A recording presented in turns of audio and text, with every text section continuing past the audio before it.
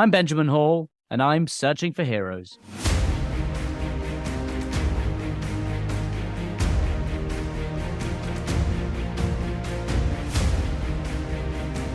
Today's podcast is with Renee Hodges, someone who put family ahead of all else, someone who held the hand of her nephew, Bobby, as he battled through opioid addiction, and how she brought him through it and got him better.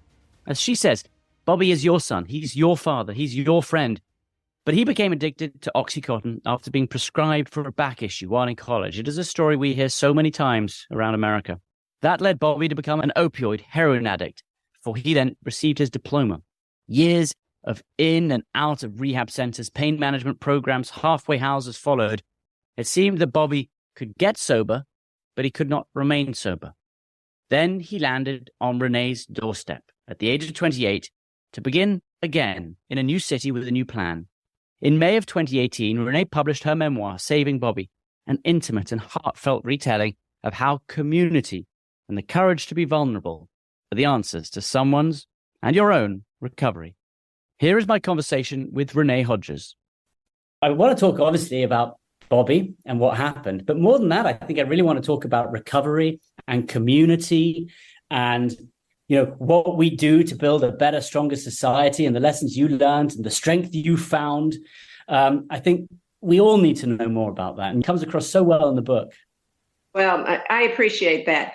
And I can say this in the podcast, but I didn't write the book to be published. I honestly wrote it as a gift for Bobby, but I shared it with parts of my community that helped me with him. Bobby had asked me to write down his story when he left after those 15 months.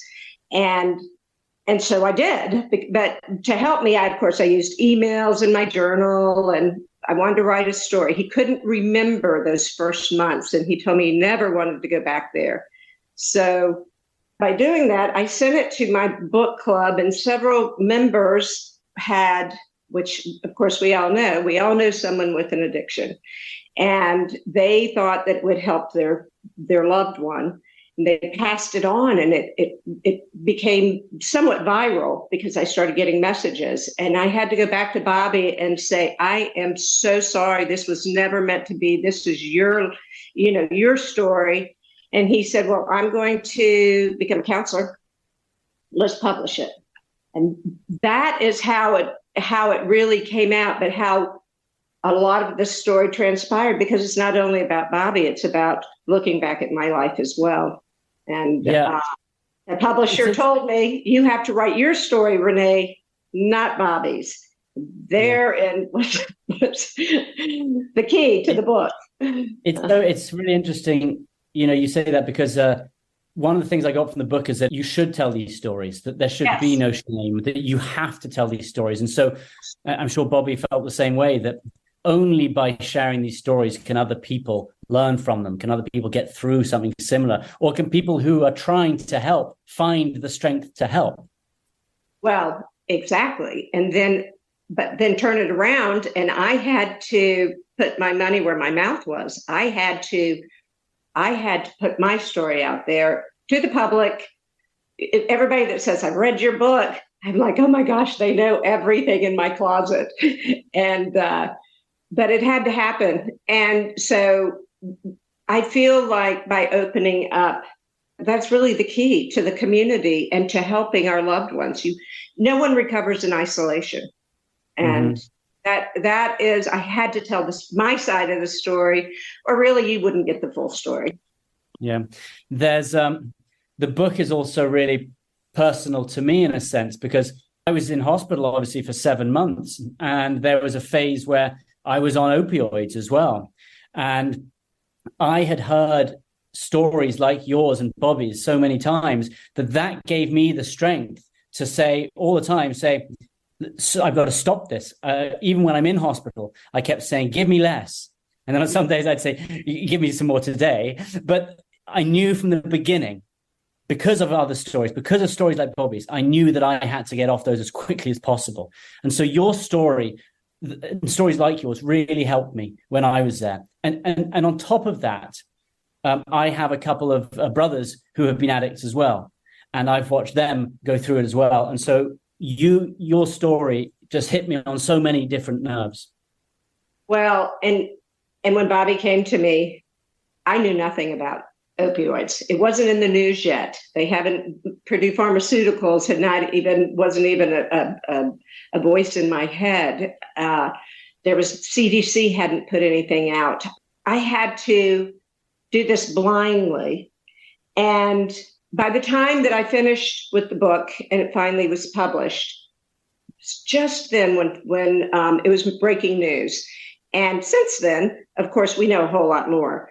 But I look back and think about how naive I was. Most of the things you'll find in the book are things I learned after the fact, when I could look back and say, oh, I did this, but why? I don't know. Well, I guess I did this for this, because there was no information on how to deal with opioids at that time. Yeah. Well, Renee, why don't we take a step back and start at the beginning? And I wonder if you could just explain to me about Bobby and how this happened. So give me sort of the short, briefly, about what happened to you and to Bobby. So I'll give you a little rundown on what happened before the book starts. And Bobby was in college. He'd been suffering from a back problem and back pain for a number of years. And when he was, I think it was a sophomore in college, he went to see a doctor and they prescribed OxyContin. And for Bobby, whose father was a recovering alcoholic, and who was an alcoholic for most of Bobby's childhood, and my grandfather was an alcoholic. My uncle died of cirrhosis of the liver. But back then, we didn't talk about it. He was just funny, Grandpa, look what he's doing again. He's falling asleep at the dinner table. That's when we kept it hidden. We don't keep it hidden anymore. More of our conversation right after this. So, Bobby, was his back pain something that he was in hospital for? No. And they kept trying to diagnose it, and they couldn't. And as you know, in the book, what was really causing his pain. So after all these years, after all of his disease of addiction, when he was with me, we thought if we could fix that back pain, if we could fix the physical pain, he wouldn't want drugs. That's really how naive we were. I even told my husband, oh, we'll only be here 2 weeks. Duke will find that pain. We'll know what it is. He'll be fine. And of course, he stayed with me for 15 months, my husband and I. And so his back pain was not a physical pain. His back pain was an emotional pain. And once he identified that it was emotional and he was able to talk to his counselor, his pain went away. And what I think I learned from this is that how powerful emotional and mental distress, what the toll takes on your body physically. And Bobby had been suffering because of the disease in our family, because his father had been an alcoholic all his life, and he had no idea. And until he addressed those issues, he was not able to move on with his life. Yeah, I mean, Bobby had been in and out of sort of rehab many times before he came to you, and I wonder, his family, his parents and father tried to help him, but couldn't. And I wonder if you could explain why, the difficulties that they found in helping him. Sometimes I think family can love you too much. And his father and mother, they tried. And Bobby is the most fortunate man now, but he came from a family that had money, that was able to send him to rehab centers.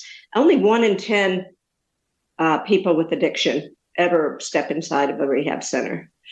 And he was one of those fortunate ones. And they tried very hard.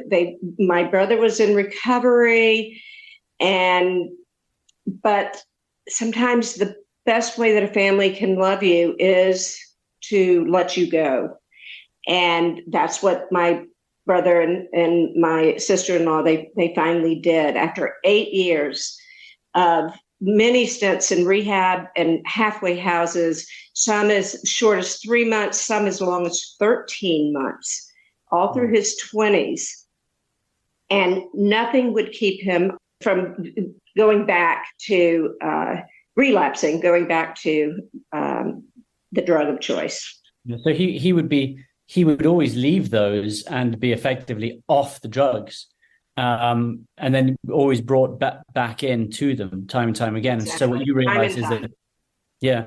And so when he first came to you, and because you said to your brother, send him down here, we'll send him to Duke, they'll figure it out quickly, and then the back pain's gone and he'll be fine. But this began, you thought it was going to be a few weeks, but this began 15 months, where it became this incredible journey for you and for you all. And I wondered if you could talk to me about what that process was like, what you were learning with him, what he had to go through, and what you had to go through. Well, I was terribly naive and ignorant, and I just thought it would be easy to bring him to Duke. They'd fix everything. And like I said, fix that physical pain. Well, after 2 weeks, of course, I realized it was not going to be that easy. As the book starts, I know you know that my best friend's son, he OD'd on heroin as well. At that time, many, and still the problem is, I think it's up 20% this year of opioid heroin. I think I have it written down somewhere, but it's skyrocketing right now. But back then, he was on drugs, and I felt like I had already been through it with somebody emotionally. I can take care of Bobby. But the night before he came to Durham, he stopped in Atlanta and he tried to kill himself. He was driving his truck up, and he didn't think he just was tired. He didn't want to start again. And so that's where we began with the book. That was the first step that we had to go through, was to get through his near death by suicide, to start his recovery. And so once he was with us, I was at a loss. Bobby, he wouldn't communicate. He was on so much medication that he essentially was a robot. You couldn't see any emotion. He was on 13 different prescriptions when he left, and I find that baffling. That's not just for the back pain, right? Was he being prescribed for everything from mental health to pain to Absolutely, you're exactly right. If he couldn't sleep at night, they were giving him a drug. If he said, my stomach's upset, they were giving him a drug. They never took him off anything. So isn't one of the big discussions here that there is a problem with the system, that people are so keen to just prescribe you onto different drugs? And so are you seeing any changes in that? Are you seeing any forward progress of people trying to rein that in? I think with opioids, yes. But with others, I still catch myself when my kids say, I have a headache. And I'm like, well, if you don't take anything for it, then don't come complain to me. We are our own pharmacy. My kids can't sleep. Well, you give them an Ambien. They're tired. Well, let's pump them full of some caffeine. Whatever it is, we are very lax in prescription and non-prescription medicine, and we're just a whole generation of pill poppers. I have a headache, or I'm tired, or I'm up, I'm down, and that's what we use. And that with Bobby, it was opioids that brought him to that. But I think now becoming more aware of the opioid heroin problem. Yes. Have you changed the way that you now say would take an Ambien or take something for a headache? There is no doubt about it. I am very aware of all of that. Not to say that drugs can't be used wisely and should be used, even opioids. as you said, in your recovery, you needed those. Those were something that helped you recover. But we have to just be cognizant of how we use them and when we use them, and don't just open up the medicine cabinet and say, okay, well, what do you need today? Yeah. So if you look at those 15 months, what was it's hard to know which ups and which downs to talk about, but I mean, what was the journey like for you? Because you kept moving forward and then you would hit something and there would be a roadblock and then Bobby would go disappear. And what was that whole experience like for you? Well, it was a blur, and looking back on it. And the book sort of condenses time, but really we had a lot of just normal days. But in the book, I write it with emails and journal entries. So you feel what I was going through at that time because I'm expressing it in real time. I couldn't go it alone. I knew that from the very beginning. Once I saw him and I saw how sick he was, and I knew I needed help. And I don't know how I knew it, but I knew I needed to be honest and open about it to help him. So I started with finding and building a community, which I know is something you want to talk about, because the community in this book is what helped Bobby save himself, and maybe myself too. And so first thing I did was I reached out to professional help. I found Bobby a psychiatrist who was also a drug counselor at Duke, highly acclaimed man, and so gentle and wonderful. And he held Bobby's hand as well as ours at times. And then, but that was Bobby's psychiatrist. I felt like I couldn't bring these problems every day back to my husband. We were newly empty nesting, and he just couldn't believe I had brought this into our house, as he was thinking of all kinds of things we were going to do. And I know you read in the book, I finally, because I knew he was, after several weeks, he was ready to just hand it in because it was so difficult. And I had to plead with him to not make me make a choice. I said, please don't make me make a choice, because I would choose my husband. But if something had happened to Bobby without me trying, I just didn't know how I could live with myself. So he jumped in, maybe not all willingly at the beginning, but by the end, he was with both feet. And so I went to my own psychologist, and she was fabulous. I could go, she had me coming once a week. I would explain everything to her. She'd tell me what I needed to do, how I needed to do it. The pressure. That's the way I started the first community. Not everybody has or is fortunate enough to be able to go out and find medical help, but you have to find your community, whether you're finding it in AA or Al-Anon, or with your rabbi, with your minister, with your best friend next door, whoever it is. And I keep saying, recovery, you just can't recover in isolation. Yeah. I extended the community to family and friends, and by, first of all, writing an email and just being honest. Now, Bobby had said yes. I asked for his permission, and I explained the situation. He was a young kid that accidentally became addicted from a back pain. He's here. We're trying to get a new start while we're at Duke. I was so surprised by the amount of outpouring from even people I didn't know well, because so many of us have been touched by addiction at some point. And so the disease has, so they came out of the woodwork. Did you have to have a conversation with Bobby when you said, we need to go and talk to people, we have to surround ourselves with community because this is going to heal us? I mean, and did you find that Bobby perhaps didn't want to talk to anyone? Something you had to make him realize he needed to speak to people? Bobby was unable to talk to anybody for several months. It wasn't until we started started whittling down the drugs he was on, because the drugs had so many side effects together. And once we started whittling it down, I could tell his old personality. He is hilarious and he is so charismatic. But then he was just a robot.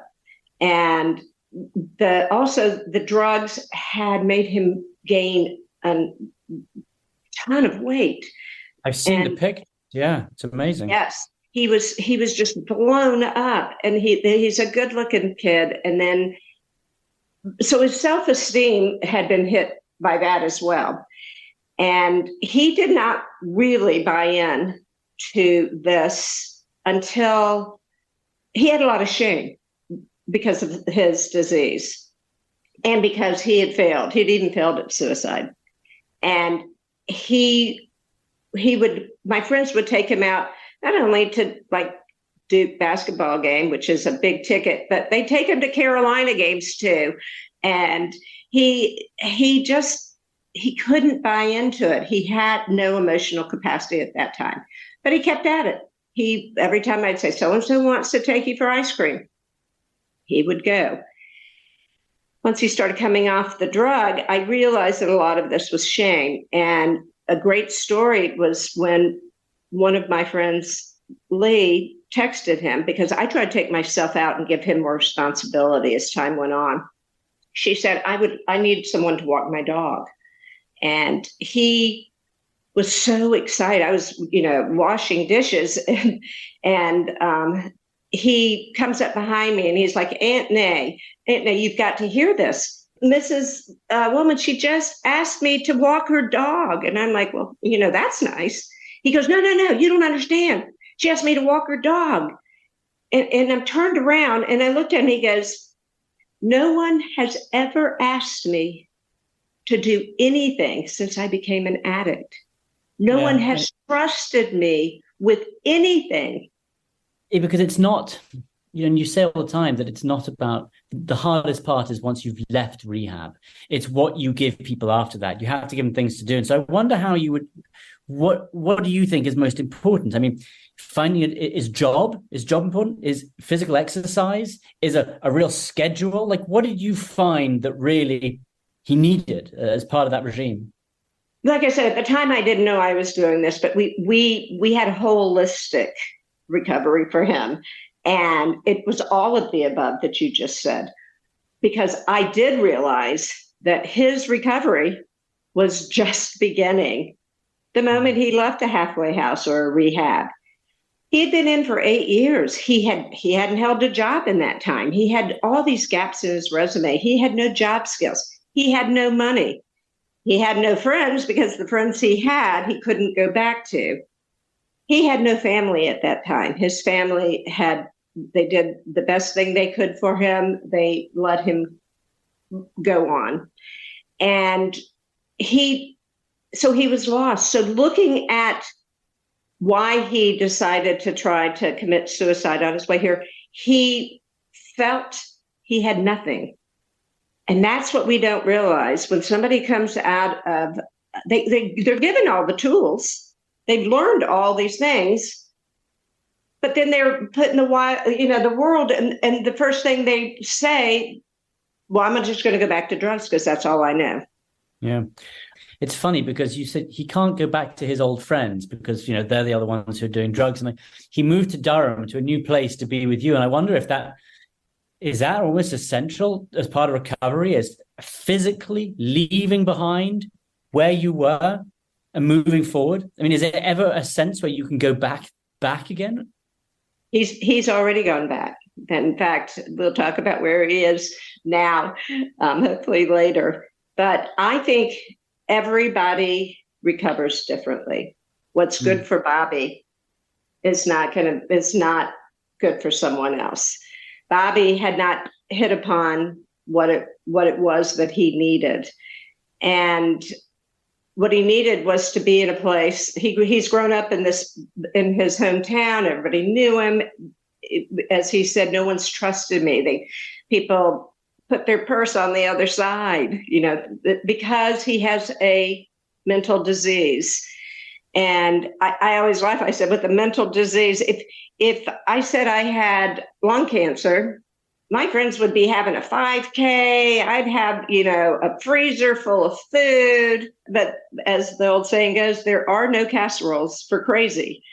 When you have a mental disease, that's what people look at you differently. And they see, oh, they're an addict, they're a heroin addict. And so how do we change that? I mean, like, that's built into society. I mean, that's what people think when they see it. And partly that's because maybe addicts can commit crimes. They can go and rob places. That is where it takes them. So I kind of understand not who they are.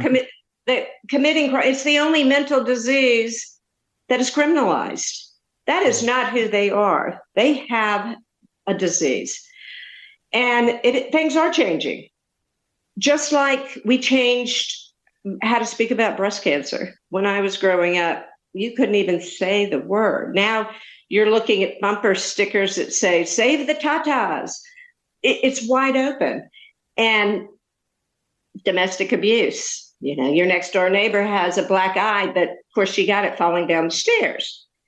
We're openly talking about things. The Me Too movement is now changing things. I believe the more we talk about it, like in this podcast, the more it will change. But you have to talk about it. We'll be back in a moment with Searching for Heroes. We were talking earlier about overprescribing people, and it is funny that to cure an addiction, yes, you can prescribe them something else. And I just worry where that stops. Well, I'm not a medical doctor, but apparently it works. And think about a diabetic. They have to be on something for the rest of their life. If you think of it as a disease, their brain function has changed. They're given a medication where they no longer need something, need an opioid or heroin to function. And I mean, why not? Everybody that has a disease is taking something to help them. When you look back at those 15 months, what would you say was the hardest part of it? Oh, the helplessness I felt at times, and knowing the great responsibility I had. It weighed me down in so many ways. When you say helplessness, is that because you were doing everything you thought you could do and you still weren't getting through, and you don't know what else you can do? No. And when you read the book, like it looks like I knew what I was doing, but I didn't. Every night I would go through my mind, what can I do tomorrow to try to connect or to get him to look at the world differently? And I just kept at it. And I never made him feel like he was inferior or shamed him for the disease. And the community helped me as well. I could go play tennis, and my tennis team was right there to help me. What can we do? I would go to my book club. I could go. Even my dogs were part of my community. You have to find those people. They weren't only helping Bobby. The family member is every bit as affected by the disease of addiction as the addict. Yeah, it really did start to affect your community then. I remember you talking about going to the tennis court and being at the back of the court and basically unable to do much because you were physically getting affected. I mean, talk a bit about the weight it did have on you, because it really did bring you down. There were sort of effects on you too. Even though I was talking to a psychologist weekly, and I always say that she was so important. Everybody has to have that person that if they're trying to help someone with an addiction. But my marriage was changing, and my husband was he was so good, and I couldn't have done it without him. But it was changing us. We had somebody else in the house with my full attention. And you can't pour from an empty pitcher. I had nothing left for Will because I was so tired. It wasn't until I tried to gain balance, until I realized I had to take care of myself as well, that I think I started to get more energy and feel that maybe we could do this. And Bobby was coming off the medication. He was still doing exactly like a robot, what I would say. He had one huge setback where he ran away, where I thought he may not come back. But when he came back with this attitude of, you believed in me. I wasn't going to come back, but somebody finally believed in me. He goes, and I am going to do my best. That really was where we started. And I was like, I understand. I was a smoker. I was thrown out of the Duke non-smoking clinic 3 times. If you know, or you've been around, it is difficult. The recoverer and the family member to work so hard. A lot of effort for one person. Totally. And I wonder whether, despite all the things you've seen and how hard it was and the strength that you found, whether you now see what you learned, whether you now see the world perhaps for the strength of the community, for the things that are being ignored. Like, has it made you a stronger person? I believe so. When I was out talking about the book, people wanted to come and share. They actually, even before the book was published, I was stopped in the grocery store and people were saying, I heard about Bobby, and I want you to know my, brother, he OD'd and died by suicide. And I've never told anyone. And now I will, because I feel like I can. I feel like others have given me that strength. That strength of openness has made other people come out and talk about what's happening in their family. And that has given me an immense strength to continue to talk about it. I have shivers going down me when you say that, because my experience, I have experienced just the same, and it was eye-opening. So many people knew what I had gone through and injuries I had. And what changed was that people started coming up to me and being more open and sharing things that had happened to them. And maybe I'd never been let into that place in other people's minds, but that is the thing that I consider to be the most amazing, that people are perhaps open to you, and how that lifts you up and lifts them up when you're open about what you're going through. Exactly. That is strength that everyone needs. And probably one of the biggest weaknesses we all have is keeping those things inside. And so I totally feel that's exactly what I make you sick, especially with addiction. Yeah, absolutely. Amazing. And it is amazing. I also had an acquaintance that had a son who was off at, I thought, school in Europe. But in fact, that child had been off in Arizona at a rehab center for months and months. But when that child came back, my acquaintance would put their arm around and said, well, little Johnny's been over taking a gap year, having a great time. What good is that? Little Johnny is being shamed, knowing that he is fighting like heck in Arizona to get well. And his mother and father can't even talk about that. They're lying because of their shame. That's right. And if you were suffering and if you were the person who was addicted, you can't get over your shame when your family are feeling shame. Like they have to lead the way. That is it. That is one of the great lessons that I did learn by opening up myself, because I come from a family of alcoholics. And I feel like I had never addressed that myself, because we didn't address it back then. No one addressed it. No one even talked about alcoholism. But now we know. And now we can't go back. We have to talk about it. And we have to talk about it like the disease that it is. I also very curious about your own strength, because not many people would have opened their arms and allowed their nephew to come in when he was really at the bottom. He had just tried to take his own life. And, and you weren't all that close to your brother before this either. And yet you still said, put everything, including your marriage, you put everything to the side to help him. Why could you do that? That is a great question. I may never really know the answer. I know I was terribly naive, but I also know myself.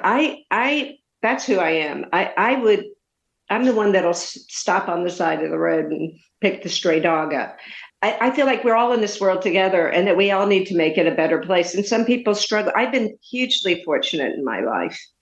And I just feel like we have to look at things differently. And I knew my nephew from when he was younger, and I knew he was a good kid. And when he came, I didn't know who he was then, but I felt like maybe I could reach him. But I think we all need to put ourselves out there. We all need to look at humans differently, whether they're struggling, and try to be empathetic. And we all struggle in our own ways, don't we?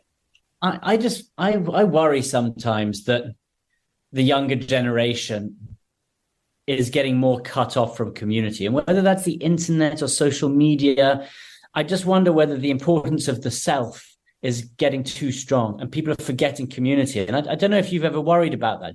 I do worry about it. I try to tell my kids, you must give back to your community, even if it's helping in the homeless shelter or chairing some fundraiser, whatever it is that you can do. And I don't have time. I have to work I'm working every day. It's work, work, work. And so I have the same feeling. But I think if it came down to it, I think people are people. I would hope that my children now, after helping with Bobby, because they were certainly part of the community, that they might look at somebody differently and say, this person could use my help, and maybe I'll take them out for ice cream. And that's the only way we can do. We need to lead by example, because you've got to pass it on as well. You've got to keep passing it on. Tell me a bit about Bobby right now. How's he doing?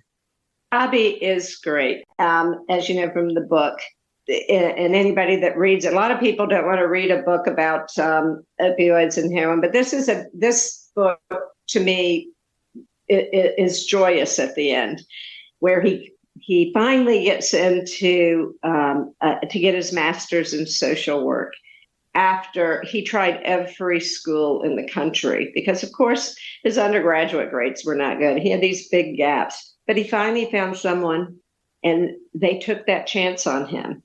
And that was so powerful to me. But Bobby also had to go out and advocate for himself, and that was powerful too. He graduates top of his class, master's in social work. He becomes a group counselor, and then he kept going back to school. He has so many letters at the end of his name now.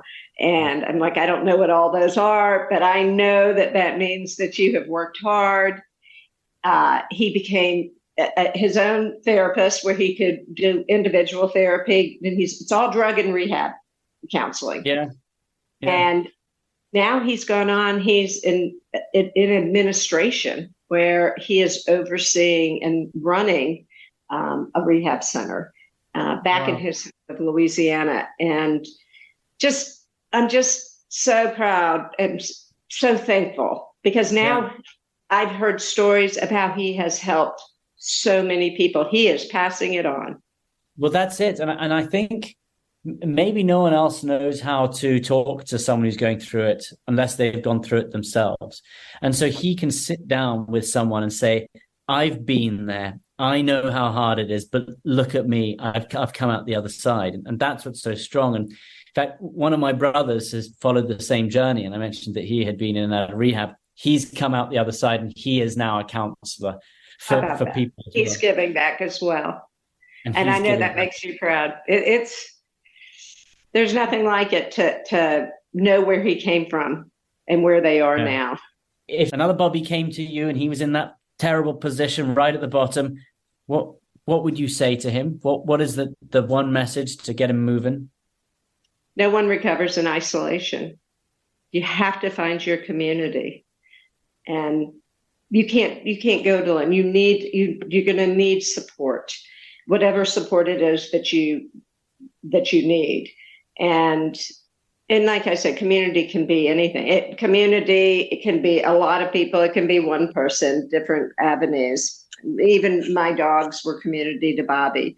And those things are so important to give back the self-esteem, to eradicate that shame that they are feeling, and to treat it as a disease. Let them know you have a disease, just like lung cancer.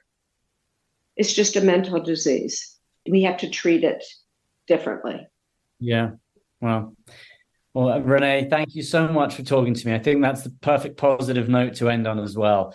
And I think everyone who's listening, just needs to remind themselves that there's good out there. There's such good out there. And if you work together and if you work as a community, you can do anything. You can get over anything at all. Well done. I mean, you are a real hero, Renee. You really saved lives. It's my community. And I just want to say that those people that helped, it took all of us. It took the village. Yeah. So. Pleasure talking to you, Renee. Thank you so much for the book. Really, it sends such an important message. And look, hopefully the opioid crisis can keep moving forward. And that's a problem that is not getting better. But as long as people like you are out there, then there are people that help save people. I appreciate your time. Thank you so much. Well, Renee Hodges is a prime example of something we've spoken about time and time again. That is the importance of community, the importance of family. When nothing else was left for Bobby, when he had spent years trying to go through the programs, trying to get better, he went to the one place that he thought he could get help. When everything else was stripped away, he went straight back and he found family. Knocked on that door and really asked for help. And that's what got him there. And it is remarkable on the other side too, that no matter how difficult the situation could be, Renee opened up her arms. She opened up her door and her family, and she took him in. And it didn't even go well at first. There were countless times where it felt Bobby wasn't going to get better. He disappeared, but she never gave up. And I think that kind of resilience you only really find perhaps in family. And speaking to her at other times, she would have kept trying no matter what, even if it was putting her own relationship perhaps at risk. And so we talk about community, we talk about family, and it is the community and family around Bobby, but it is also the community and family around Renee. She got through this because she was surrounded by amazing people. She was surrounded by an incredible husband, and also the people she reached out to. And I think we will, during this podcast, speak not only to people who have gone through difficult times, but some of their carers as well, because they are people who need to be talked about and praised all the time. People who put their own lives to the side to help others. And in that sense, Renee is an absolute hero for doing so. I talked about Bobby didn't get through things the first time. Sometimes it took a long time. Well, that is something I feel as well, that I felt when I was recovering too. There were days when I couldn't do something and I couldn't move, and you were faced with an option. Do I give up, or do I keep trying to do it again and again?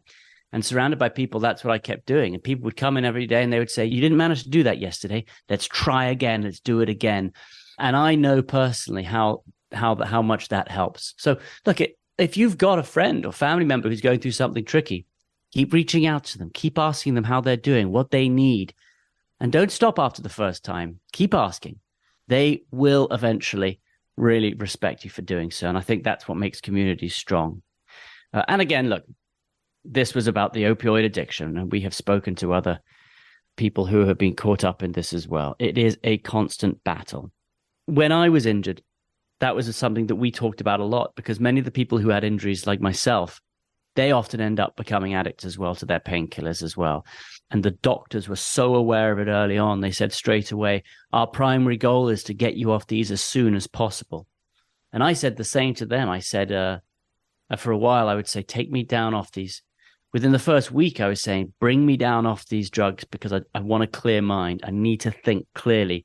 And then a couple of days later, I would sometimes say, all right, lift them up again, please. I need it. But I think it's a strong, strong message that we now have to convey, that you have to fight from the very beginning to want to be off them, to try and come off them. And so pleasure speaking to Renee. It is family. It is putting yourself at risk to try and save others. I think that is what a hero does. And in that sense, Renee, to me, is a real hero. Thanks for listening to Searching for Heroes. Listen ad-free with a Fox News Podcast Plus subscription on Apple Podcasts. And Amazon Prime members can listen to this show ad-free on the Amazon Music app.